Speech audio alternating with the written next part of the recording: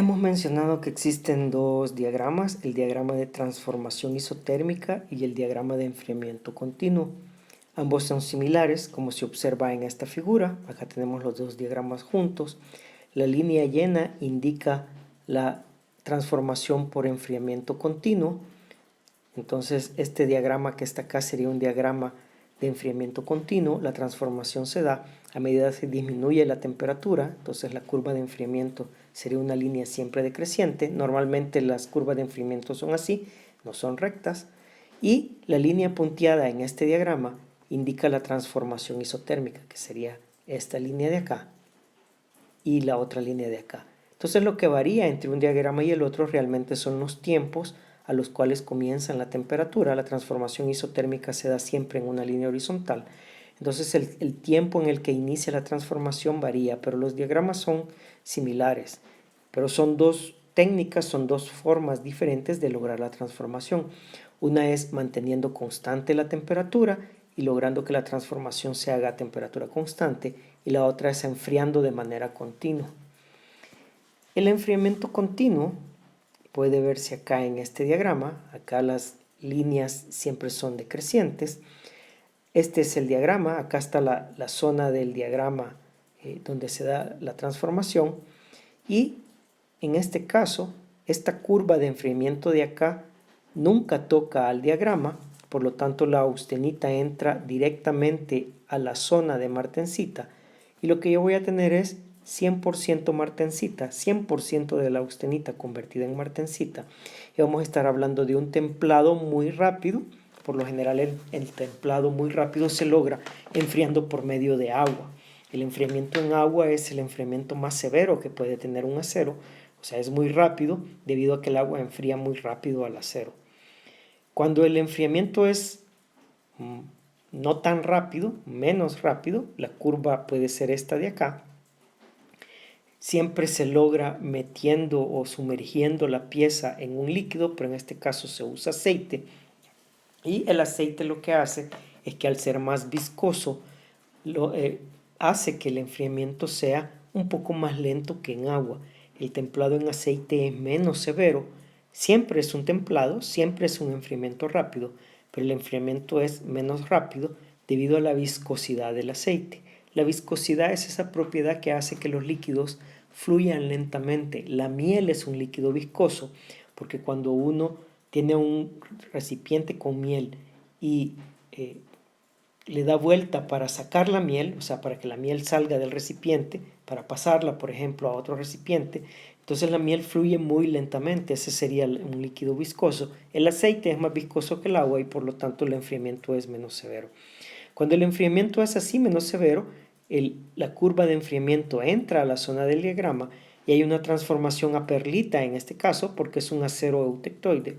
Hay cierta perlita que se forma, y también hay martensita porque toda la perlita, no toda la perlita alcanza no toda la austenita alcanza a transformarse en perlita porque no tocamos esta parte del diagrama. Entonces acá, esta curva lo que me daría es una combinación de perlita formada en esta zona y martensita formada aquí abajo, y eso le llamaríamos un templado en aceite, un templado moderado. Luego tendríamos un normalizado, que es un enfriamiento moderado. El enfriamiento moderado, dijimos, puede ser sacando la pieza del horno y dejando que enfríe el aire. Eso sería esta curva de acá.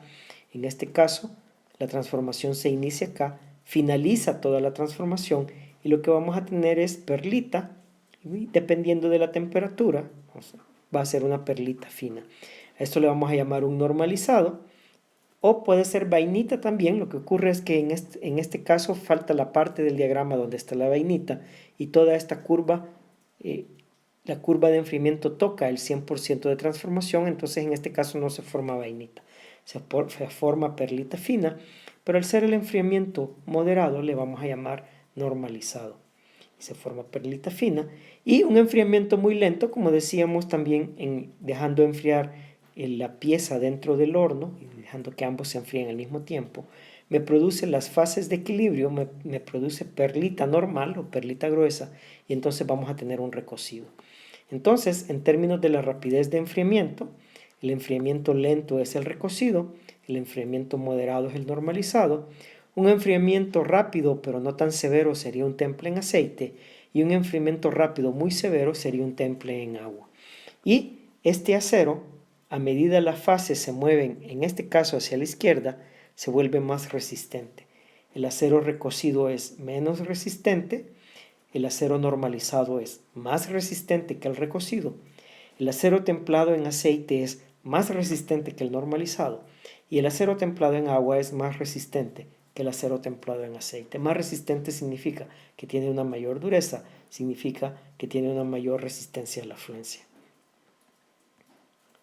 Los principales tratamientos térmicos de los aceros, por lo menos lo que nosotros vamos a comentar, van a ser los siguientes. Tratamiento térmico es un proceso donde se controla la temperatura y el tiempo de enfriamiento con el objetivo de crear ciertas fases que se desean en el acero para lograr ciertas propiedades. El austemplado o austenizado consiste en calentar el acero para crear austenita en su estructura. Y este es un paso obligado en todos los tratamientos térmicos porque hemos dicho que la austenita es la única fase que se puede transformar en otra fase. Si no hay austenita, no puede haber transformación por tratamiento térmico. Y la formación de austenita es isotérmica, esa temperatura constante. Eso se observa acá en este diagrama. El austenizado sería calentar hasta la temperatura de austenización, que es esta de acá, y mantener por un cierto tiempo el material a esa temperatura para que las fases que existan se conviertan en austenita. Luego viene el recocido. El recocido es un enfriamiento muy lento y produce la estructura de equilibrio, las fases de equilibrio. En este caso, como este diagrama es temperatura contra tiempo, un enfriamiento lento sería una línea con una pendiente pequeña, pero decreciente, y entonces este sería un recocido, sería el esquema de un recocido. A lo que yo voy a obtener son las fases de equilibrio. Y luego tengo el normalizado, se busca obtener perlita fina o vainita, y el normalizado sería un enfriamiento un poco más rápido. La pendiente se mantiene negativa, pero es de mayor magnitud, y esto denota un enfriamiento más rápido que el recocido. Luego tendría el temple o también templado. Se utiliza para obtener martensita y se obtiene por medio de un enfriamiento rápido. Eso lo vemos acá. Recuerden, yo siempre debo calentar para austenizar. Mantengo un cierto tiempo para el austenizado y luego este enfriamiento rápido sería un temple.